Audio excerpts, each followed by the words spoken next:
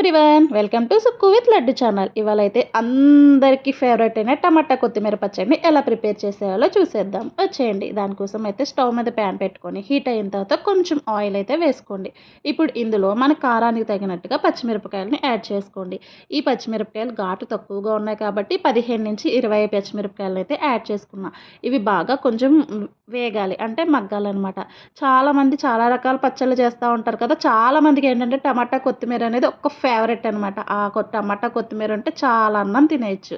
ఇలా పచ్చిమిరపకాయలు కొంచెం వేగిన తర్వాత నీట్గా క్లీన్ చేసుకున్న కొత్తిమీర, కరివేపాకును కూడా వేసుకొని ఇవి పచ్చివాసన అంతా పోయి చక్కగా దగ్గరగా మగ్గేంత వరకు మగ్గించుకోండి.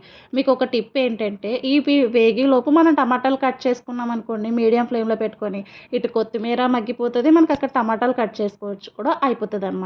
ఇలా కొంచెం వేగిన తర్వాత పక్కకు పెట్టేసుకోండి. ఇప్పుడు అదే ప్యాన్లో ఆయిల్ అయితే ఏం అవసరంలా, మనకి టమాటాలు ఎన్ని తీసుకోవాలనుకుంటే అన్ని తీసుకొని దాంట్లో కొంచెం అయితే చింతపండుని యాడ్ చేసుకోండి. చింతపండుని కొంచెం మంది పచ్చళ్ళలో మిక్సీ పెడతాం కదా అప్పుడు వేస్తారు, కానీ ఇప్పుడు వేస్తే ఏంటంటే ఉడికిపోతుంది అనమాట. లేదు అలా వేసిన వాళ్ళైతే ఏం చేయాలంటే కొంచెం లైట్గా వాటర్లో నానబెట్టుకోవాలి. మనం పచ్చళ్ళలో మిక్సీ పెట్టినప్పుడు వాటర్ వేయం కాబట్టి టమాటాలతో పాటు మగ్గిచ్చేసుకున్నాం అనుకోండి, చక్కగా సాఫ్ట్గా మగ్గిపోతుంది.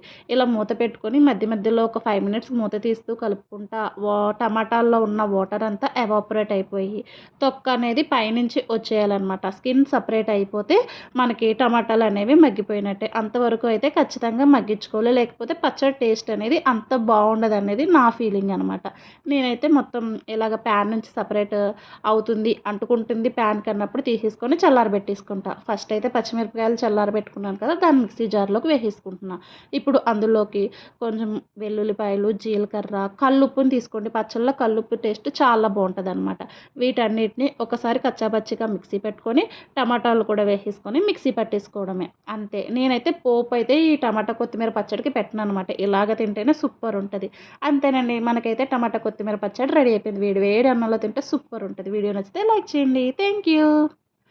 Please subscribe.